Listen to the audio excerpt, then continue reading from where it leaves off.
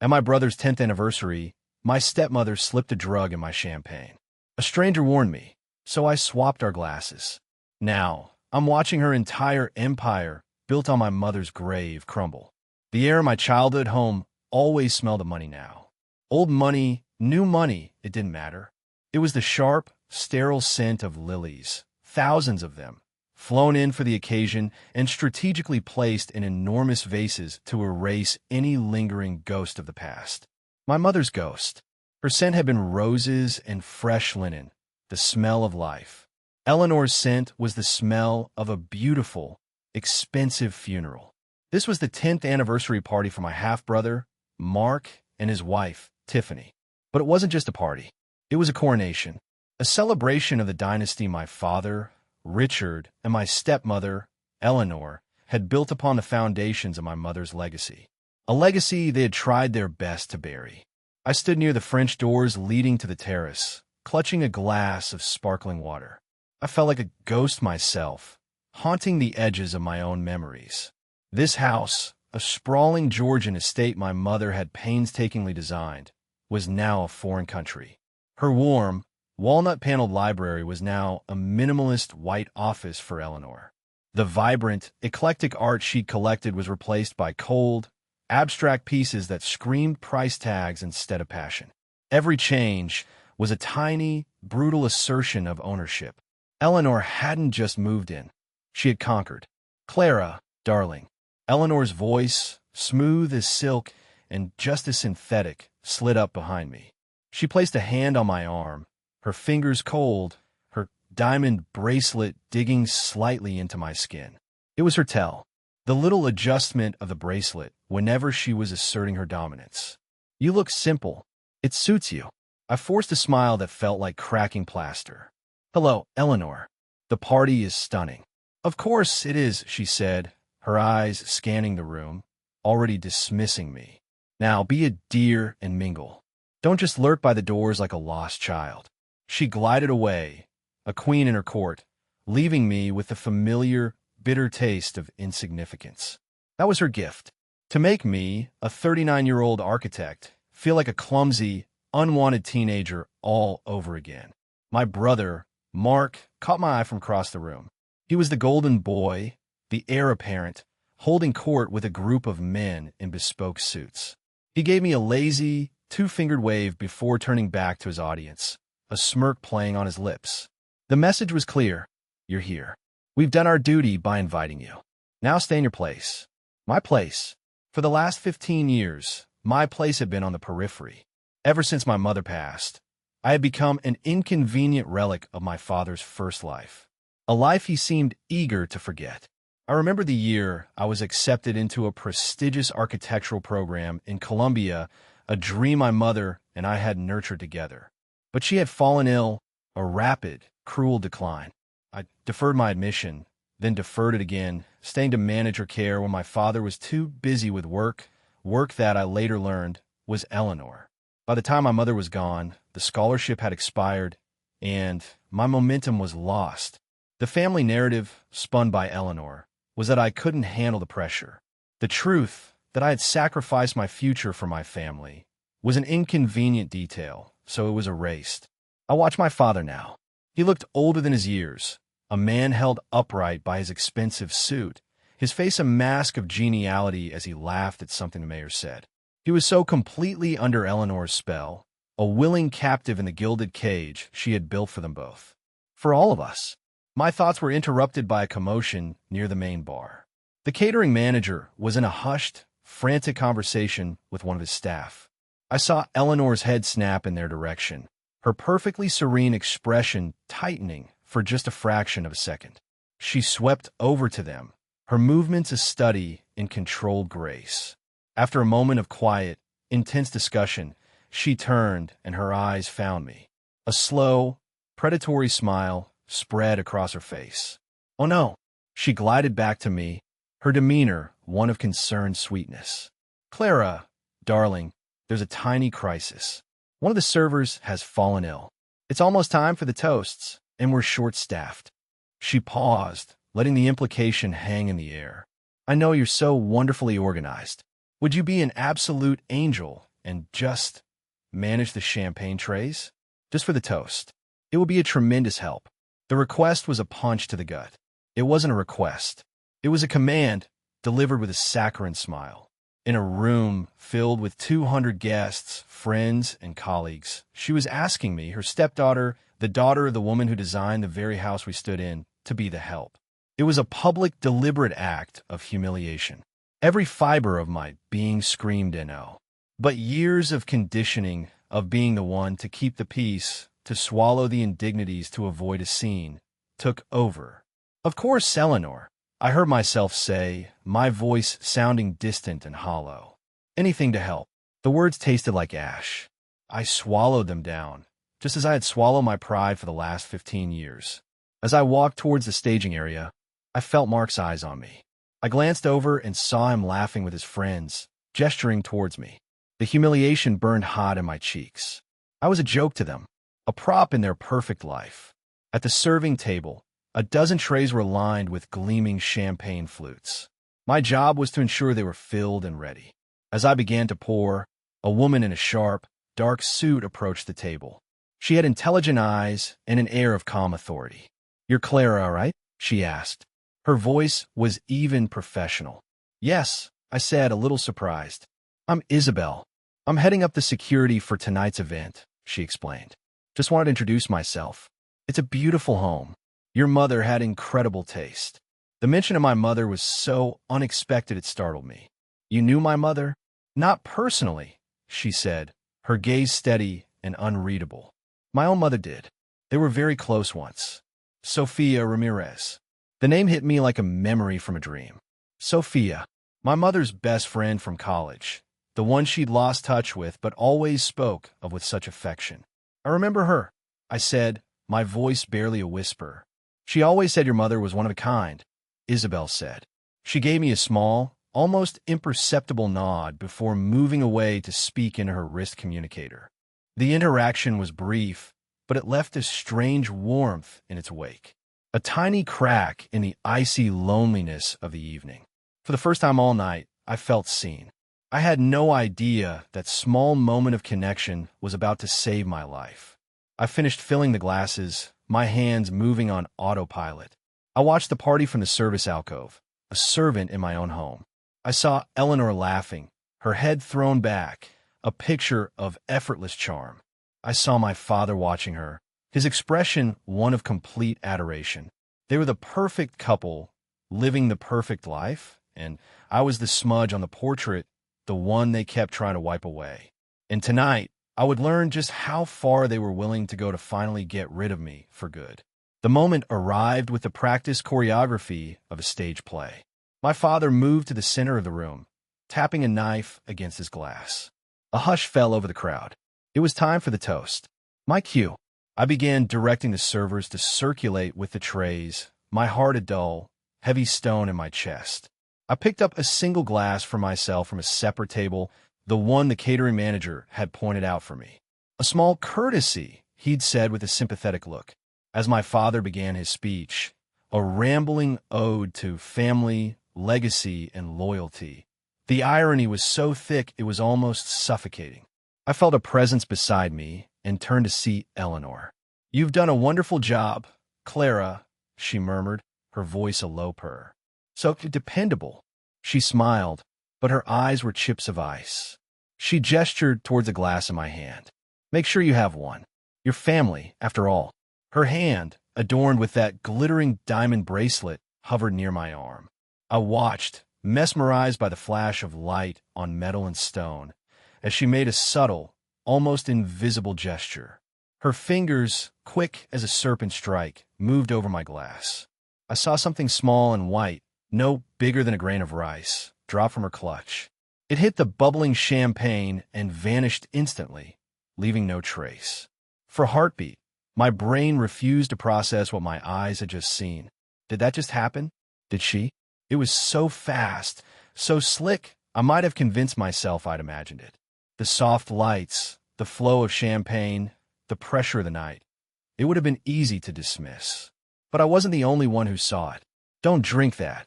The voice was low, urgent, and directly in my ear. I flinched, turned to find Isabel standing so close behind me she was almost touching. Her face was grim, all traces of professional calm gone, replaced by a fierce intensity. "What?" I whispered, my throat suddenly desert dry. I said, "Don't drink it," she repeated, her eyes locked on mine. She subtly angled her body, shielding us from the view of the room. "I'm Sophia's daughter. My mother. She always worried about you after yours passed. She made me promise if I ever had the chance, I'd look out for you. I have a man on a discreet camera in the corner. We saw it, Clara. We have the footage. She just poisoned your drink." The world tilted. The buzz of the crowd, the sound of my father's voice, it all faded into a deafening roar in my ears. Poison. The word was absurd, theatrical. Something from an old movie, not something that happened in a brightly lit ballroom in Greenwich. Yet, the cold certainty in Isabel's eyes was undeniable. The casual flick of Eleanor's wrist, the triumphant glint in her eyes as she'd walked away, it all snapped into horrifying focus. The years of small cruelties, of being marginalized, of being erased, they weren't just about social climbing or petty jealousy. It was a calculated campaign, and it had just escalated to its final, terrifying conclusion. My blood ran cold and hot. A wave of nausea washed over me, followed by a surge of pure, unadulterated rage. It was a fury so potent it burned away the fear, the years of conditioned submission, the desperate, pathetic hope that they might one day love me. In that single, clarifying moment, the meek, accommodating Clara died. Isabel's hand rested briefly on my arm, a steadying pressure. "Her glass is on the small table by her seat. Nearly identical to yours," she murmured, her voice a lifeline. She set it down when she went to speak to the senator. "You know what to do." I looked over at the table where Eleanor would return to stand beside my father for the toast. There it was, her glass, full of the same golden liquid, a mirror image of the one in my hand. A strange, chilling calm descended upon me. The fear was gone, replaced by something hard and clear as diamond. My hands, which had trembled with anxiety all evening, were now rock steady. This wasn't just about a drink. It was about a life, the one they had tried to suffocate, and the one I was about to take back. "They're finishing the toast," Isabel whispered. "It's now or never." I nodded, my eyes fixed on Eleanor's glass. I walked out from the service alcove, moving with a purpose that felt entirely new. My path took me directly past her table. The room was focused on my father. No one was looking at me. With a single, fluid movement, I set down the glass from my hand and picked up hers. It was a clean, silent swap. No hesitation. No one noticed. I turned, holding my new, safe glass, and found a spot near a pillar. My heart was pounding a wild drum against my ribs, but on the outside I was a statue. My father raised his glass. To my son, Mark, and his beautiful wife, Tiffany. And to the future of this family. "To the future," the room echoed. Across the room, Eleanor caught my eye. Her lips curved into a triumphant, knowing smirk. She thought she was looking at her defeated, drugged stepdaughter. She thought she had won. She raised the glass, her glass, the one I had placed in her hand, and took a deep, elegant sip. I held her stare as she swallowed. I didn't blink. I didn't look away. Time seemed to slow down. 1 second. 2. Her smile twitched. A flicker of confusion crossed her face. Her brow furrowed. She brought a hand to her temple, as if suddenly dizzy. The triumphant smirk dissolved into a mask of bewildered fear. The glass slipped from her fingers. It hit the marble floor with a sickeningly loud shatter that cut through the celebratory murmur. She swayed. She opened her mouth as if to speak, but only a small, choked gasp came out. She clutched at her throat, her eyes wide with a terror I had never seen before. Then, right there, in the middle of her husband's toast, in front of 200 of their closest friends and associates, Eleanor collapsed. She crumpled to the floor in a heap of designer silk, her body twitching slightly. The room erupted. A woman screamed. Tiffany gasped, her hand flying to her mouth. Mark yelled his mother's name and rushed forward, stumbling over a chair. Waiters dropped trays. My father stood frozen for a moment, his face a canvas of shock and horror, before shouting for someone to call 911. Chaos reigned. In the middle of it all, I didn't move. I stood by my pillar, heart racing, hands steady, watching the scene unfold. Because I knew what was in that glass. I knew it was meant for me. And I knew that this was not the end. It was the beginning. A guest near me, a woman with a phone in her hand, had been recording the toast. In her shock, she didn't stop. The camera panned wildly from the sight of Eleanor on the floor, surrounded by a panicked crowd, and then it settled, with an awful, damning stillness, right on me. It captured my face, devoid of shock or panic. It captured my eerie, watchful calm. In that moment, a new narrative was born, and I was about to be cast as the villain in my own story. But they didn't know. None of them knew. They thought they were trying to erase me, but they had just handed me a weapon. The flashing red and blue lights of the ambulance painted the grand facade of the estate in strokes of garish, pulsating color. It felt like a scene from a movie, a slow-motion nightmare. Eleanor was wheeled out on a gurney, unconscious. The paramedics were working on her with a grim urgency. The rest of the guests were herded out, whispering in shocked, excited clusters. The police arrived, their calm professionalism a stark contrast to the high-strung drama of the partygoers. They began taking statements, and I saw the way their eyes kept flicking to me, the strangely composed stepdaughter. Miss Clark, a detective with tired eyes, asked me, "Were you near your stepmother when she collapsed?" "I was across the room," I said, my voice even. "We all saw it happen." "Did you notice anything unusual? Did she seem unwell before the toast?" I paused, choosing my words with surgical precision. "She seemed perfectly fine. We spoke just a few minutes before. She was happy." I could see the gears turning in his head. The shattered glass, the sudden collapse. In a room full of wealth and complicated family dynamics. It didn't take a genius to suspect this was more than a simple fainting spell. I didn't go to the hospital. I went home to my small, quiet apartment, a world away from the cold grandeur of the estate. I didn't sleep. I sat on my couch, the business card Isabel had given me on the coffee table, a solid, tangible piece of reality in a world that had tilted off its axis. The first attack came just after dawn. A text from my cousin. "Clara, you need to see this." She sent a link. It was a popular gossip blog. The headline screamed, "Tragedy at Clark Anniversary Gala. Stepmother Sharon Clark collapses. Stepdaughter's chilling reaction caught on tape." There it was. The video. The toast, the collapse, and then the long, unwavering shot of my face. Still, watchful. The comment section was a cesspool. Why isn't she crying? Or even shocked? Creepy. I was there. The look on her face, pure ice. It was chilling. Everyone knows she hated her stepmom. Jealousy is an ugly thing. That's the face of someone who knows more than she's telling. Mark's fingerprints were all over it. He was a PR executive. He knew exactly how to spin a narrative, how to plant a seed of doubt and watch it grow into a forest of accusation. He hadn't even waited for his mother to wake up before he started his campaign against me. The official police call came mid-morning. It was the detective from the party. "We have the preliminary toxicology report, Miss Clark," he said, his voice flat. "There is a significant dose of a potent benzodiazepine derivative in her system. Not lethal, but enough to cause disorientation, collapse, and short-term amnesia. We'd like you to come in and give a more detailed statement." "Of course," I said, without a moment's hesitation. My lack of resistance seemed to surprise him. At the station, in a sterile beige interview room, I laid it all out. I told them about Isabel. I told them about the warning. I told them about the swap. I didn't embellish. I just stated the facts. The detective listened, his expression unreadable. "It's a compelling story, Miss Clark, but you understand how this looks. Right now, your witness is the only thing standing between you and a very serious line of questioning." I knew. In their eyes, I had motive, means, and opportunity.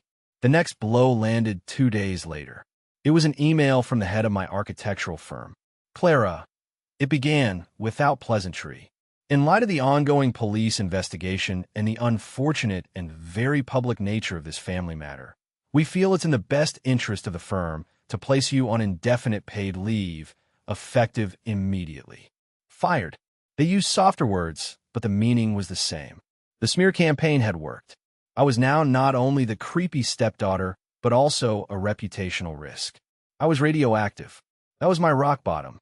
Sitting in my apartment, the silence thick around me, I felt the full weight of their victory. They had managed to isolate me, discredit me, and dismantle my life in less than 72 hours. For a moment, a wave of despair so profound it was physical washed over me. They had won, and then something inside me shifted. The last vestiges of fear and grief burned away, leaving behind a cold, hard resolve. I had nothing left to lose, and that meant I had everything to fight for. I called Isabel. "I'm ready," I said. We met with my lawyer the next day. He was a shrewd, no-nonsense man my mother had retained years ago, his loyalty to her memory unwavering. I had expected to present him with the security footage from Isabel, but I had brought something else, my real weapon. I placed a set of 3 leather-bound journals on his polished mahogany desk. "What's this?" he asked. "My mother's secret weapon," I said. "And now it's mine." He opened the first journal. My mother's elegant script filled the pages. He read in silence for a long time, his eyebrows climbing higher and higher. The journals were meticulous. They weren't just diaries. They were ledgers of her life's work. My mother, the artist and designer, had also been a brilliant, self-taught investor. The journals detailed, with dates, figures, and transaction records, how she had turned a small inheritance from her own mother into a staggering portfolio. They proved beyond any shadow of a doubt that the entire Clark family fortune, the estate, the stocks, the business my father now ran, was built on the foundation she, and she alone, had created. But there was more. Tucked into a sleeve in the back of the final journal was a notarized document, a legal addendum to her will drafted the year before she died. It was a clause she had never told my father about. It stated that, in the event of her death and his remarriage, all assets, properties, and funds derived from her original investment portfolio were to be held in trust. On the date of her only child's, my 40th birthday, the trust would dissolve, and full control of 100% of those assets would transfer directly to me. My 40th birthday was in 3 months. The lawyer looked up at me, his face pale with shock. "My God, Clara, this changes everything." "I know," I said. They thought they were just getting rid of an inconvenience. They had no idea they were trying to stop me from inheriting an empire. But Isabel had one more piece of the puzzle. Her security firm had done more than just watch the cameras. They had done a deep dive. She slid a file across the desk. "We recovered deleted text messages from a cloud backup on a burner phone registered to your brother." The texts were between Mark and Eleanor. They spanned weeks. They discussed my upcoming birthday, the inheritance problem, and the desperate need to silence Clara before she could make a claim. The final, damning exchange was from the day before the party. "Eleanor, the package has arrived. Are you sure this will work?" "Mark, it's untraceable and fast-acting. She'll be so out of it, she won't know her own name. By the time she recovers, we'll have had her declared mentally incompetent. She'll be in no position to inherit anything." "Eleanor, you're a good son, Mark."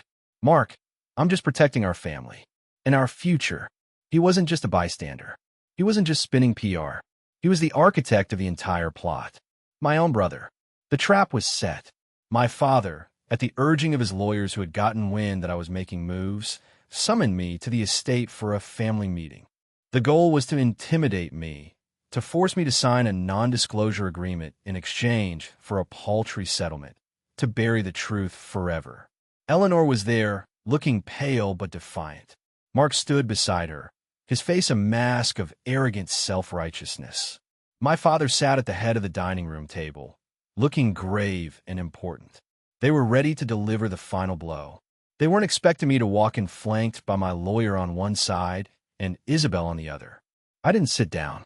I stood at the opposite end of the long table, the length of it a battlefield between us.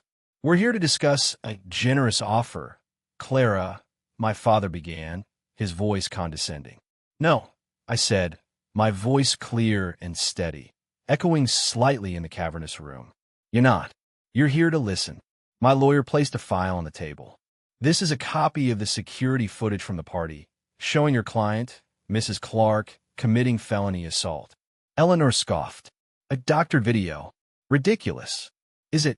Isabel stepped forward and placed a small tablet on the table, playing the crystal-clear footage. Eleanor's face went white. My lawyer continued. This is a transcript of text messages between Mrs. Clark and your son, Mark, conspiring to drug and defraud a legal heir. Mark lunged forward. That's a lie. That's slander. And this, I said, my voice dropping, is my mother's legacy.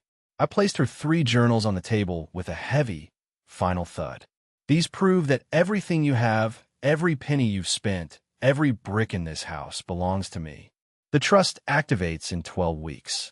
You were trying to poison me for an inheritance that was already mine. I looked at my father, whose face had crumpled into a mask of utter devastation. I looked at Mark, who was staring at the journals as if they were venomous snakes. I looked at Eleanor, whose perfect, polished facade had finally, completely shattered. Your kingdom is gone, I said softly. It was never yours to begin with. The silence that followed was more profound than any shouting match could ever be. It was the sound of a world ending. Eleanor's carefully constructed empire, built on lies and my mother's money, crumbled to dust in that single moment. There was no negotiation. There were only terms of surrender. My lawyer was merciless.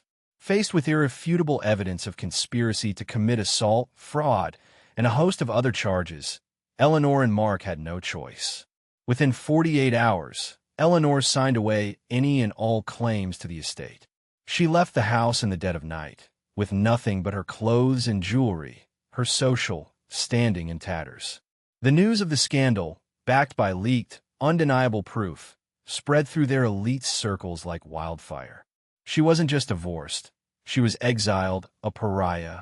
Mark fared no better. The threat of criminal prosecution hung over his head. His firm fired him. His business partners deserted him. Stripped of the family fortune he had fought so viciously to protect, he was nothing. A hollow man with an expensive watch and a ruined name. My final conversation with my father took place in the library, the one Eleanor had stripped of its soul. He sat in a large leather chair, looking small and broken. I didn't know, Clara, he whispered, his voice hoarse. About the journals, about the trust. I swear it. I stood by the window, looking out at the gardens my mother had planted. It doesn't matter what you knew, I said, my voice devoid of heat or anger, just a vast, tired emptiness. It matters what you did, and what you didn't do. You let her erase Mom. You stood by and watched while she tried to erase me. You chose a comfortable lie over your own daughter. That's a choice you have to live with. He started to sob, a pathetic gulping sound. I felt a flicker of something, not pity, but a deep, sorrowful understanding of his weakness. He wasn't a monster. He was just a coward. And sometimes, the damage they cause is one and the same. I didn't offer him comfort or forgiveness. Some chasms are too wide to cross. I just turned and walked away, leaving him alone with his ghosts. The weeks that followed were a quiet whirlwind. Legal documents were signed, assets were transferred, and the full scope of my mother's legacy was returned to its rightful heir. The house was mine. The fortune was mine. The future was mine. I didn't sell the house. I reclaimed it.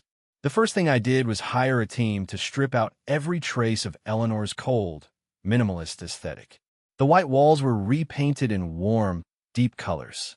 The generic art was taken down, and I began the slow, joyful process of finding my mother's beloved paintings and sculptures in storage, unwrapping them like long-lost treasure. Isabel was there through it all. She'd show up with coffee and paint samples, her quiet, steady presence a balm to my raw nerves. She was more of a sister to me than my own brother had ever been a brother. We formed a new kind of family, one built not on blood or obligation, but on loyalty and chosen connection. My old firm called, the partners falling all over themselves with apologies, offering me a senior partnership. I accepted, but on my own terms, with a salary that reflected my true worth and the freedom to choose my own projects. The first project I chose was a pro bono design for a new women's shelter. One crisp autumn afternoon, months later, I was in the garden. I had spent weeks working with a landscaper to restore it to my mother's original design. The roses were beginning to bloom again, their scent a sweet, familiar perfume in the air. I was on my knees, my hands deep in the rich soil, when I felt a presence. It was my father. He stood at the edge of the lawn, looking hesitant older. "It looks like it used to," he said quietly. "Yes," I said, not standing up. "It does." He stood there for a long moment. "I'm proud of you, Clara." I finally looked up at him. The anger was gone. The deep, aching wound had begun to scar over. "I'm proud of me, too," I said. It was the simplest, most honest thing I had ever said. He nodded, a flicker of understanding in his tired eyes. He knew there would be no easy absolution, no return to a past that never really existed. He gave a small, sad wave and walked away. I didn't know if I would ever truly forgive him, but I realized in that moment that it no longer mattered. My peace was no longer dependent on his apology. I turned back to my roses, the sun warm on my face. The victory wasn't in their downfall. It wasn't in the money or the house. The victory was this quiet moment.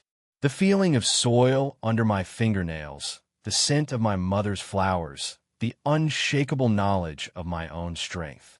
They had tried to bury me, but they didn't know I was a seed. My revenge wasn't loud or explosive. It was the silent, inexorable, beautiful act of growth. It was living, and living well. Have you ever had to draw a boundary that felt like an earthquake? Tell me in the comments what you learned from it.